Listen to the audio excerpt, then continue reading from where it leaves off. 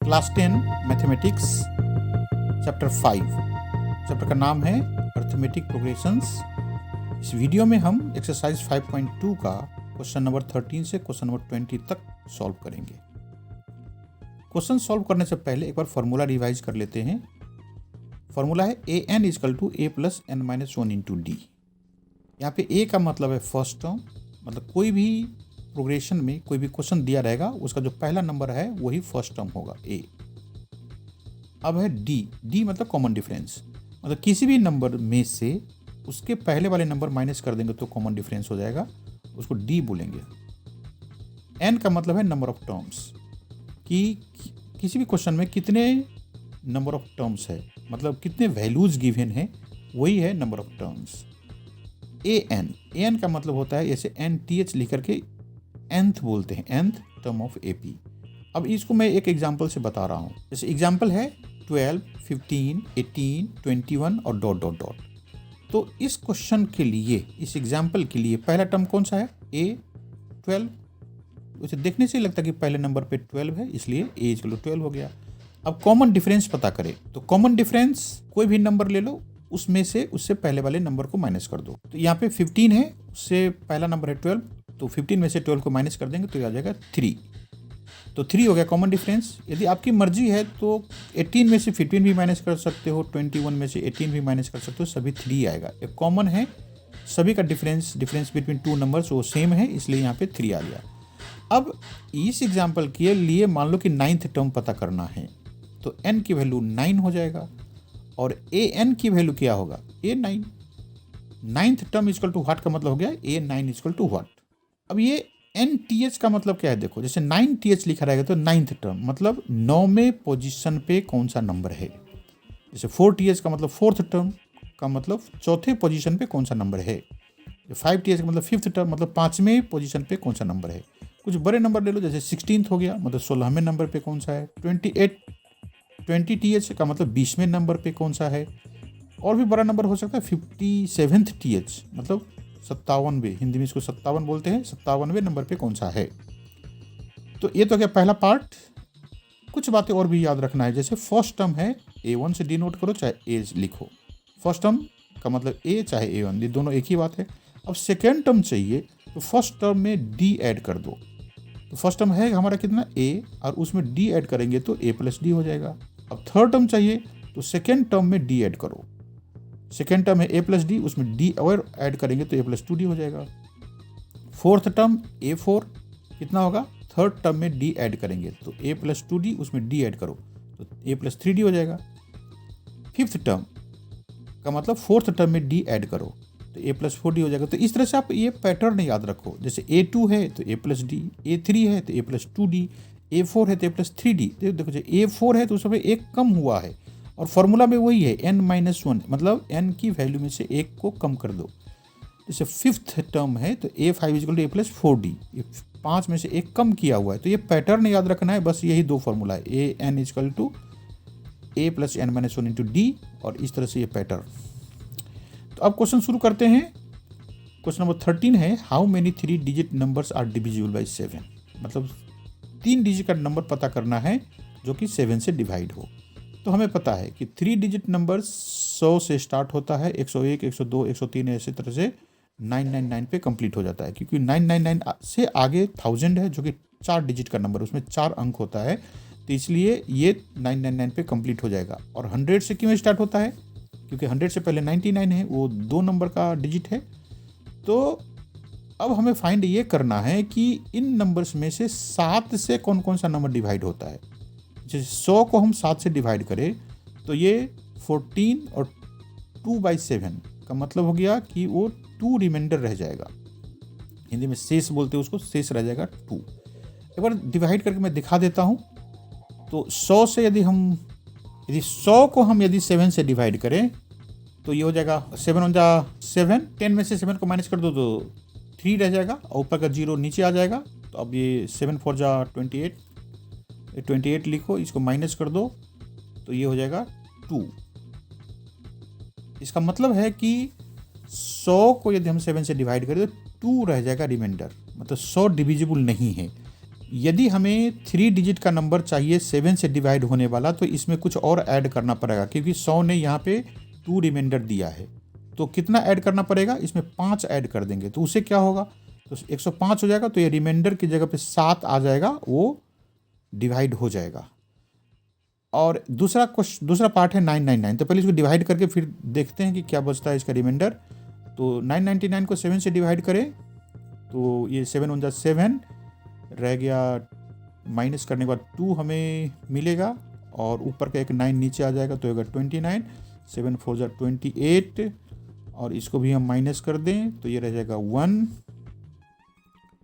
और एक और 9 बाकी है तो वो भी नीचे आ जाएगा तो 19 हो गया। तो 7 2 14 और ये 14 माइनस करेंगे हम तो 5 रह गया। इसका मतलब है कि 999 भी डिविजिबल नहीं है 7 से, रिमाइंडर देता है। डिविजिबल कैसे पता चलता है कि रिमाइंडर में 0 हो जाए तो वो डिवाइड हो जाता है। तो अब हमें ये डिसाइड करना है कि पहला नंबर कौन सा है जो कि साइड्स 7 से डिवाइड हो जाएगा 3 डिजिट में, क्योंकि 100 तो डिवाइड हुआ नहीं, 101 भी नहीं होगा, मतलब 101 भी नहीं होगा, 102 भी नहीं होगा। तो हम क्या करेंगे कि जो रिमाइंडर है ना वो देखते हैं, ये 2 रिमाइंडर दे रहा है, इसका मतलब 5 और ऐड कर दे तो यहाँ पे 7 हो जाता। तो पहला जो 3 डिजिट का नंबर है जो कि 7 से डिवाइड होने वाला है वो है 105। और लास्ट वाला कौन सा है, देखो लास्ट वाला है, वैसे 3 डिजिट का नंबर तो 999 है और ये 7 से डिवाइड नहीं होता है, उसने रिमाइंडर दिया था 5, इसलिए हमें इस 5 को हटाना है। तो क्या करेंगे, उसमें से माइनस कर देंगे, क्योंकि ऐड तो नहीं करेंगे, ऐड जैसे ही करेंगे इसमें एक भी ऐड करेंगे तो 4 डिजिट का नंबर बन जाएगा। तो इसलिए अच्छा है कि इसमें से हम 5 को माइनस कर देंगे तो कितना हो जाएगा 994। तो ये 994 7 से डिवाइड होने वाला सबसे लार्जेस्ट 3 डिजिट नंबर है। तो अपना जो प्रोग्रेशन है, जो अपना क्वेश्चन है वो 105 से स्टार्ट होकर के 112 119 और इस तरह से 994 पे कंप्लीट हो जाएगा। एक्चुअली मीनिंग यही था कि एक अर्थमेटिक प्रोग्रेशन लिखना है जो कि 7 से सारे नंबर्स डिवाइड हो, लेकिन उसको इस तरह से प्रोग्रेशन न दे करके ये वर्ड में दे दिया, इसलिए हमारा इतना टाइम खराब हुआ। चलो कोई बात नहीं। अब हम इसका फर्स्ट टर्म लिखे तो ये 105, कॉमन डिफरेंस लिखे तो 112 में से 105 को माइनस करेंगे तो 7 हो जाएगा और लास्ट नंबर है AN 994 और N पता करना है। तो अब काम आसान हो गया है, फार्मूला लिख दिए, AN का फार्मूला लिख दिया और हम वैल्यूज़ लिख देंगे। AN की जगह है 994, A है 105, N की वैल्यू पता करना है और D है 7। अब 7 से इसको हम मल्टीप्लाई कर दें, मतलब 7 को आगे लगा देते हैं ब्रैकेट के सामने, ब्रैकेट ओपन कर दें तो ये 7N और माइनस ये 7 से 1 को मल्टीप्लाई करेंगे तो 7 हो जाएगा। अब ये 105 और -7 ये दोनों नंबर है और 7N के साथ तो एक वेरिएबल है, तो 105 में से 7 को घटाओ तो ये 98 हो गया और ये 7N रह गया। अब इस 98 को दूसरी तरफ ले जाएंगे तो माइनस में आ जाएगा, इसको माइनस करने के बाद हमें मिलेगा 896 और ये 7N। अब N को अलग करना है तो 7 को उस तरफ ले जाकर डिवीजन में कर देते हैं तो जगह 896/7 और अभी इसको डिवाइड करना है। तो ये 7 छोटा सा नंबर होता है, इसको ऐसे ही डिवाइड कर सकते हो, आप लोग 10th क्लास में पढ़ते हो। तो 7 1 जा 7 हो गया, अब एक बाकी रह जाएगा, उस पर 9 आ जाएगा तो 19 हो जाएगा। तो 7 2 जा 14, अब माइनस कर दो उसको तो 5 रिमाइंडर रहेगा, उस पर 6 आ जाएगा तो 56। इसका मतलब 8 से वो डिवीजन हो जाएगा तो ये हो जाएगा 128 = N। तो इसका मतलब N की वैल्यू 128 है। तो इससे क्या हमें आंसर समझने को आया कि 3 डिजिट में 128 ऐसे नंबर्स हैं जो कि 7 से डिवाइड होगा। तो ये हो गया इसका आंसर। अगला क्वेश्चन देखते हैं, ये how many multiples of 4 lie between 10 and 250, मतलब 10 और 250 के बीच में मल्टीपल्स ऑफ 4 का मतलब 4 के टेबल में आने वाले कितने नंबर्स है। तो पहले हम देखें कि 4 के टेबल कैसे स्टार्ट होता है। ये 4 1 जा 4, 4 2 जा 8, 4 3 जा 12 और इस तरह से ये आगे चलता जाता है। वैसे टेबल तो 10 पे जाके कंप्लीट हो जाता है, मतलब 4 × 10 हो गया 40, लेकिन 4 × 11, 4 × 12, 4 × 13, 4 × 14 ऐसे भी तो चल सकता है आगे। तो उनमें से हमें पता करना है कि 250 और 10 के बीच में कितने हैं। तो हम ऐसा करते हैं 250 को हम 4 से डिवाइड कर देते हैं तो डिवीजन करके हमें ये मिलेगा 62, क्वोशेंट आएगा, 2 रिमाइंडर रह गया। तो हमें चाहिए मल्टीपल ऑफ 4 बिटवीन 10 एंड 250। तो 10 तो डिवाइड होता नहीं है 4 से, तो ये मल्टीपल ऑफ 4 नहीं है, 11 भी नहीं है। तो अपना जो प्रोग्रेशन है वो 12 से स्टार्ट होगा। 12 होगा, उसमें 4 जोड़ दो तो 16 होगा, क्योंकि 16 डिवाइड हो जाएगा उससे। 16 से अगला नंबर होगा, फिर 60 में 4 जोड़ दो तो इस तरह से ये 20 आएगा अगला नंबर। और ये इस तरह से डॉट डॉट डॉट डॉट करते चलो। और लास्ट का नंबर, क्योंकि 250 के बीच में हमें ढूंढना है, तो 250 तो डिवाइड होता नहीं है, ये हमें कैसे पता चलेगा 250 नहीं डिवाइड होता, कि उसने रिमाइंडर दे दिया था 2। तो ऐसा करते उसको रिमाइंडर को उससे माइनस कर देते हैं। तो 250 में से 2 माइनस कर देंगे तो 248 रह जाएगा। इसका मतलब 248 ये 4 से डिवाइड हो जाएगा। तो हमारा AP क्या बना, 12 से स्टार्ट होकर के 16, 20 और लास्ट नंबर है 248। और इसमें n की वैल्यू फाइंड करना है। तो first term a = 12, common difference है, 16 में से 12 को माइनस कर दो तो 4 हो गया। और लास्ट नंबर है an = 248 और n की वैल्यू पता करना है। फॉर्मूला याद करो, an = a + n - 1 × d। और इसमें सारी वैल्यूज लिखते चलो और सॉल्व कर देंगे। an की वैल्यू कितना है 248, ये है हमारा 12, n पता करना है और d की वैल्यू है 4। अब इस 4 को ब्रैकेट से आगे लिख देते हैं कि मल्टीप्लाई में है तो पीछे है ये, उसको आगे कर देते तो अच्छा लगता है देखने में। अब ब्रैकेट को ओपन कर दो तो 4n माइनस ये 1 को 4 से मल्टीप्लाई करेंगे तो 4 हो जाएगा। तो 12 में से 4 को माइनस करो तो ये 8 रह गया। ये 8 उधर जाकर के माइनस में आ जाएगा, तो 248 में से 8 माइनस करेंगे तो 240 हो गया। और n की वैल्यू पता करने के लिए इस 4 को हम दूसरी तरफ करके डिवीजन में कर दिए। तो 240/4 कितना हो जाएगा 60। ये 4 6 24 होता है। तो 60 हमारा आंसर आ गया। इसका मतलब कि 10 और 250 के बीच में 60 ऐसे नंबर्स है जो कि 4 से डिवाइड होगा। अगला question number 15। For what value of n are the nth terms of 2 APs 63, 65, 67 and 3, 10, 17 equal. मतलब यहाँ पे 2 प्रोग्रेशन दिया हुआ है। एक तो 63 से स्टार्ट होता है और दो के डिफरेंस में नंबर्स है यहाँ पे। मतलब 63 + 2 हो गया 65 + 2 हो गया 67। और ये है 3 से स्टार्ट होता है और 7 का गैप है, तो इसका गैप ज़्यादा है इसलिए ज़्यादा बढ़ रहा है वो। तो मतलब क्या हुआ कि इन दोनों में से हमें n की वैल्यू पता करना है जहाँ पे कभी न कभी ये इक्वल होगा। तो उस इक्वल कौन से पोजीशन पे होगा वो हमें पता करना है। तो फर्स्ट AP है हमारा 63, 65, 67 और इसका A हो जाएगा 63, D हो जाएगा। कॉमन डिफरेंस पता करना आपको पता ही है कि second term minus first term, तो 65 - 63 2 हो गया। और an की वैल्यू है a + n - 1 × d। तो a है 63, n की वैल्यू हमने अभी पता ही करना है वो, और d है 2। तो इसको हम सॉल्व कर दे तो इस तरह से होगा 63 + 2 × n - 1। और सेकेंड AP क्या है 3, 10, 17 लिख दिया। इसका भी a पता करो तो ये है 3, d है कितना 10 - 3 7 हो जाएगा। और an की वैल्यू है a + n - 1 × d, ये फार्मूला है। अब इसकी हम वैल्यूज रख देते हैं। तो a की वैल्यू आ गया 3 और n पता करना है और d है, इस पार्ट में d है 7, इसको मल्टीप्लाई करें तो 7 ब्रैकेट से आगे कर देते हैं। और गिवन है कि nth term of both APs are equal. तो हमने an पता किया पहले AP का और an पता किया दूसरे AP का, इन दोनों को इक्वल करना है। तो ये 63 + 2 × n - 1 और ये 3 + 7 × n - 1 दोनों इक्वल है। वो दे ही रहा है कि ये nth टर्म इक्वल है। अब इसको सॉल्व करें, इस ब्रैकेट को 2 से मल्टीप्लाई कर देते हैं तो 2n और -2 हो जाएगा। उसमें 7 से मल्टीप्लाई करते हैं ब्रैकेट वाले नंबर्स को तो 7n - 7 हो गया। तो ये 63 में से 2 माइनस करेंगे तो 61 और +2n तो है, और इधर 3 में से माइनस करेंगे 7 तो -4 आ जाएगा। अब नंबर्स को एक तरफ रख लेते हैं और वेरिएबल्स को एक तरफ। तो ये 2n है, इधर है ये है प्लस का 7n, तो इधर आकर के माइनस हो जाएगा। मतलब इक्वल के अभी राइट साइड में है, लेफ्ट साइड में लगेगा तो माइनस आ जाएगा। अभी 61 को दूसरी तरफ लेके जाना है तो ये -4 तो यहाँ पहले से ही है। जब ये 61 इधर आएगा तो माइनस में आ जाएगा क्योंकि अभी प्लस में है।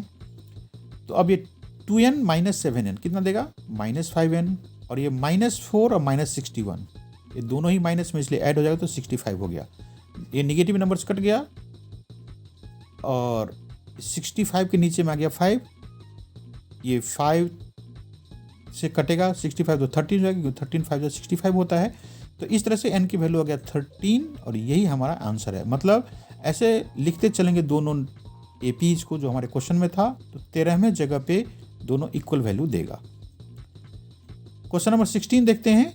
Determine the AP whose third term is 16 and seventh term exceeds the fifth term by 12। इसका वर्डिंग थोड़ा सा समझना होगा कि क्या कह रहा है ये। तो A3 जो कि थर्ड टर्म है वो तो 16 है, ये दे रखा है A3 इक्वल टू 16। जो सेवेंथ टर्म है वो फिफ्थ टर्म से 12 ज़्यादा है, तो A7 equal to fifth term में हम 12 जोड़ दिए और हमें AP पता करना है, फुल AP पता करना होगा। तो AP पता करने के लिए हमें A और D की वैल्यू चाहिए। तो हम A3 इक्वल टू 16 से स्टार्ट करते हैं और A3 का मतलब होगा A प्लस 2D। फार्मूला जब मैं रिवाइज कर रहा था तो आपको बताया था कि इस तरह से कुछ क्वेश्चंस में ये वैल्यू ज़रूरत है। तो ये A plus 2D equal to 16 और इसको इक्वेशन 1 मान लेते हैं। सेकेंड कंडीशन था A7 equal to A5 plus 12। तो A7 का मतलब A प्लस 6D हो गया और A5 का मतलब A प्लस 4D हो गया और ये प्लस 12। ये कैसे लिख रहे हैं? Formula division. ये ऐसे बहुत बार ऐसे कॉन्सेप्ट हमें यूज करने को मिलता है। इसको सॉल्व करें तो A प्लस 6D, इस ब्रैकेट को हटा दे, A प्लस 4D प्लस 12 हो गया। दोनों तरफ से A काट देंगे और 6D बाकी रह गया, इधर आ गया 4D प्लस 12। 4D को दूसरी तरफ ले जाएं, ये माइनस में आ जाएगा। 60 में से 4D को माइनस करेंगे तो 2D हो जाएगा, ये 12 हो गया। और D इक्वल टू हो जाएगा 12/2, ये कटेगा, 2 से 12 कट के 6 दे देगा, तो D की वैल्यू आ गया हमारे पास 6। अब इक्वेशन 1 से हम A की वैल्यू फाइंड कर सकते हैं क्योंकि D की वैल्यू आ गया है। तो ये इक्वेशन 1 है कितना? A plus 2D equal 16। A की वैल्यू में पता नहीं है, D की वैल्यू आ गया 6, तो इसलिए इसको हम 2 इंटू 6 कर देंगे बाद में, और ये 16 है तो 2 इंटू 6 12 हो गया। तो A प्लस 12 इक्वल टू 16। तो A की वैल्यू कितना? 16 माइनस 12, इसका मतलब 4 आ गया। तो अब हमारे पास A की वैल्यू आ गया। अब करना क्या है? हमें तो AP पता करना है। तो first term A1 equal to A, वो तो हमें पता है, यहाँ 4 आया है। और A2 इक्वल टू होता है A प्लस D। तो A की वैल्यू 4 और D की वैल्यू 6, तो 4 प्लस 6 10, A2 आ गया 10। A3 क्या होता है? A plus 2D। तो ये 4 प्लस 2 इंटू 6, D की वैल्यू 6 है, तो इसको सॉल्व करेंगे तो 4 प्लस 12 इक्वल टू 16 हो गया। आप ऐसे भी कर सकते हो कि A3 इक्वल टू A2 में D ऐड कर दो, तो A2 है 10 और D है 6, तो इस तरह से 10 प्लस 6 16 हो गया।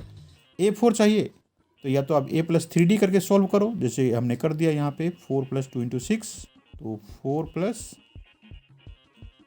ये 3 इंटू 6 करना, ये मिस्टेक है यहाँ पे, 3 करके 3D है ये, तो 3 इंटू 6 हो जाएगा कितना? 18। अब 4 प्लस 18 हो जाएगा 22। या आप ऐसे भी कर सकते हो कि 16 में वो 6 ऐड कर दो, ठीक है। तो AP कितना आ गया हमारे पास? 4 से स्टार्ट हुआ, अगला नंबर 10, उससे अगला 16, उससे अगला 22, और इस तरह से हमारा AP आ गया और यही आंसर है। Question number 17, find the 20th term of the from the last term of the AP 3, 8, 13, 253 253। बड़ा अच्छा क्वेश्चन है ये। 20th टर्म तो पता करना है, लेकिन वो लास्ट से, मतलब हमारा AP कहाँ से शुरू होगा?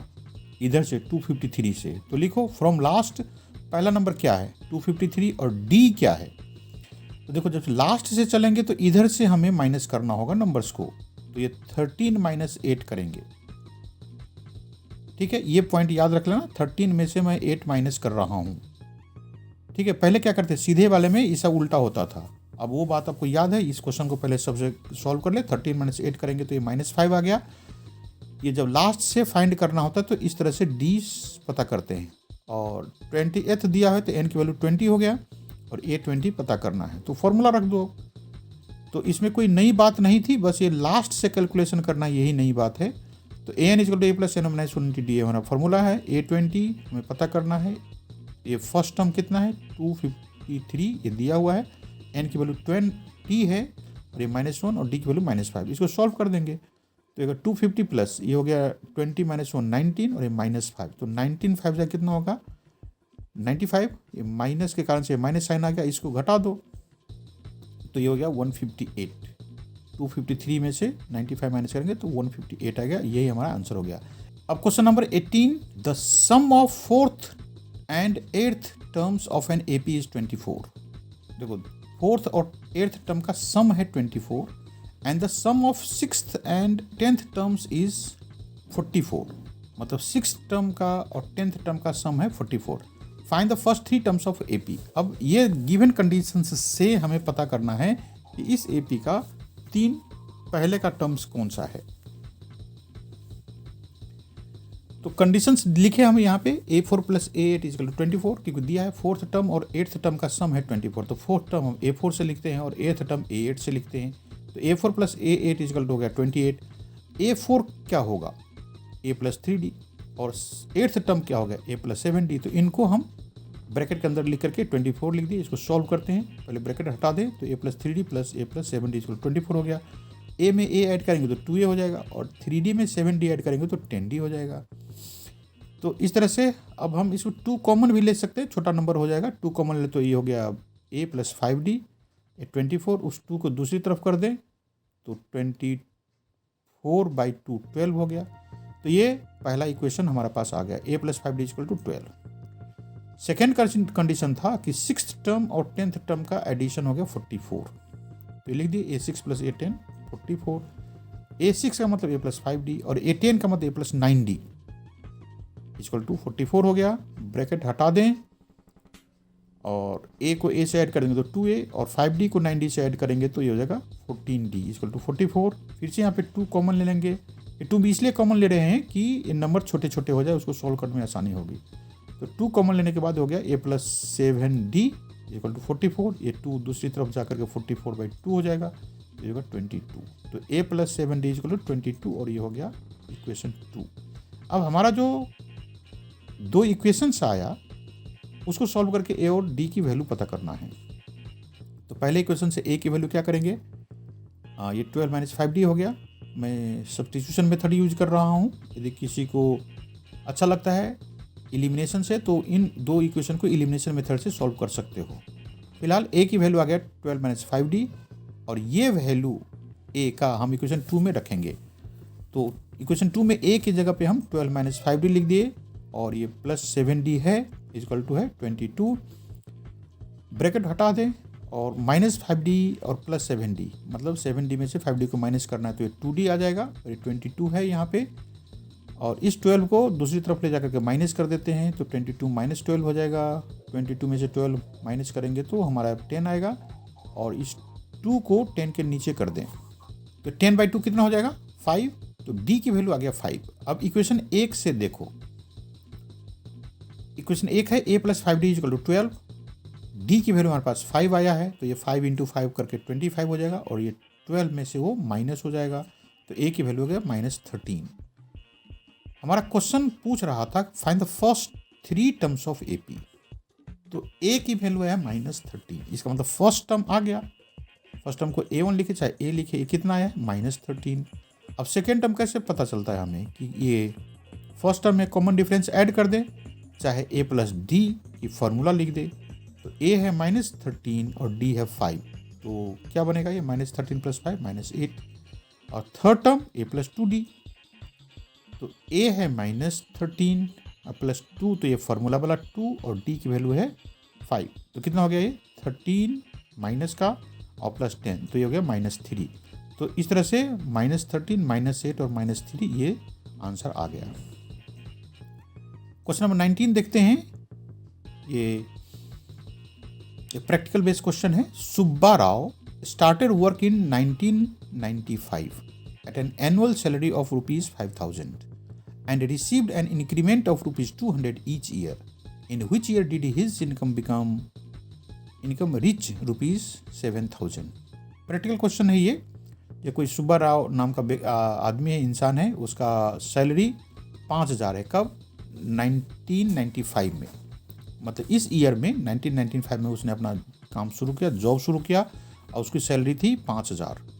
हर एक साल उसकी 200 की इंक्रीमेंट मिलता है, मतलब 200 रुपये उनकी बढ़ जाता है सैलरी में। तो कौन से साल में जाकर के उसका 7,000 सैलरी हो ये पता करना है। तो क्लियर है कि ये सीरीज स्टार्ट होगा 5,000 से, तो ए इक्वल टू ₹5,000 और कॉमन डिफरेंस 200 का, क्योंकि हर एक साल उसको 200 बढ़ता है और लास्ट टर्म है 7,000। तो एन की वैल्यू कितना है, फॉर्मूला लिख दे और उसके बाद ये वैल्यूज लिख देते हैं हम। एन की वैल्यू 7,000, ए की वैल्यू 5,000 और एन पता करना है, और ये डी की वैल्यू 200। तो ये 200 को आगे ले आए और इसमें से हम उसको मल्टीप्लाई कर देते हैं। 200 इंटू एन 200 हो गया और 200 इंटू 1 तो ये 200 हो जाएगा, आगे माइनस का साइन लगा देंगे। तो ये 7,000 और ये 5,000 में से माइनस करेंगे 200 तो ये 4,800। इसको दूसरी तरफ ले जा करके माइनस कर देते हैं और घटाने के बाद हमें ये 2200 बचा। इसमें 200 अपॉन कर देंगे तो आ जाएगा 11। 0 से 0 कट गया, 2 से 22 कितने से कटेगा 11 से। तो एन की वैल्यू आ गया 11। इसका मतलब उसके जॉब शुरू होने के बाद 11 साल के बाद उसकी सैलरी होगी 7,000। तो उसने जॉब शुरू कब किया था 1995 में, और 11 उसमें ऐड करेंगे मतलब 11 तो ये होगा 2006। तो उसकी salary in year 2006 his income rich या हिज सैलरी रिच ₹7,000। ये हमारा आंसर आ गया। मतलब यदि नंबर ऑफ ईयर्स का हो तो 11, यदि साल बोलेगा कौन से साल में तो ये 2006 में जाकर के उसकी सैलरी हो जाएगी ₹7,000। Question number 20, Ramkali saved ₹5 in the first week of a year and then increased her weekly saving by ₹1.75. If in the nth week her weekly saving becomes ₹20.75, find n. ये भी प्रैक्टिकल क्वेश्चन है। जैसे रामकली नाम की कोई लड़की अपनी saving का मतलब जैसे गुल्लक में लोग पैसे रखते हैं, तो ₹5 से सेविंग स्टार्ट करी पर वीक, मतलब हर एक हफ्ता उसने ₹5 सेव करना शुरू किया और उसमें इंक्रीज किया हर एक वीक 1.75 से। तो यदि हम क्वेश्चन लिखे तो स्टार्ट करना था उसको 5 से और हर एक वीक में 1.75 का डिफरेंस है, तो कॉमन डिफरेंस हो गया। और ये क्वेश्चन पूछा है कि किस हफ्ते में जाकर के 20.75 हो जाएगा, तो लास्ट टाइम हमारा 20.75 हो गया। एन की वैल्यू पता करना है, तो फॉर्मूला लगाओ AN equal to A + N - 1 into D। AN की वैल्यू है 20.75, A है 5, N की वैल्यू पता करना है और D हो गया 1.75। तो यहाँ इस 5 को हम उधर ले जाकर के माइनस कर देते हैं, तो ये जगह 15.75 और ये जो है 1.75 इधर इंटू में है वो जाकर के अपॉन हो जाएगा। तो यहाँ पे ये 9 हो गया। अब आपको मैं बताऊँ कि ये 9 कैसे हुआ। आप 175 को 9 से मल्टीप्लाई करो, तो देखो 9 5 जा 45 करी रह गया 4 और 9 7 जा 63 और 4 वाला कैरी तो 67 हो गया। अब कैरी रह गया 6, तो 9 1 जा 9 + 6 15 हो गया। मतलब 175 को हम 9 से मल्टीप्लाई करेंगे तो ये 1575 देगा। लेकिन यहाँ पे तो पॉइंट है, तो यदि यहाँ पे यदि पॉइंट है 7 के आगे मतलब 1 और 7 के बीच, मतलब पॉइंट के बाद 2 डिजिट है, तो इधर से भी पॉइंट के बाद 2 डिजिट रहना चाहिए आंसर में। तो यहाँ पे हम पॉइंट लगा रहे हैं। इसका मतलब क्लियर है कि 1.75 को 9 से हम मल्टीप्लाई करेंगे तो ये इतना बनेगा, और यदि 15.75 को 9 से डिवाइड करेंगे तो इतना बनेगा। तो आप डिवीजन करके देख लेना, मैं यहाँ पे मल्टीप्लिकेशन करके दिखा दिया हूँ। तो ये हो गया 9, तो इस -1 को उधर ले जाकर प्लस में कर देंगे तो ये हो जाएगा 10। तो इसका मतलब n की वैल्यू आ गया 10। तो ये सेविंग स्टार्ट करने के 10 वीक्स के बाद उसकी वीकली सेविंग हो जाएगा ₹20.75। ये क्वेश्चन कंप्लीट हो गया और इस तरह से ये एक्सरसाइज भी कंप्लीट हो गया।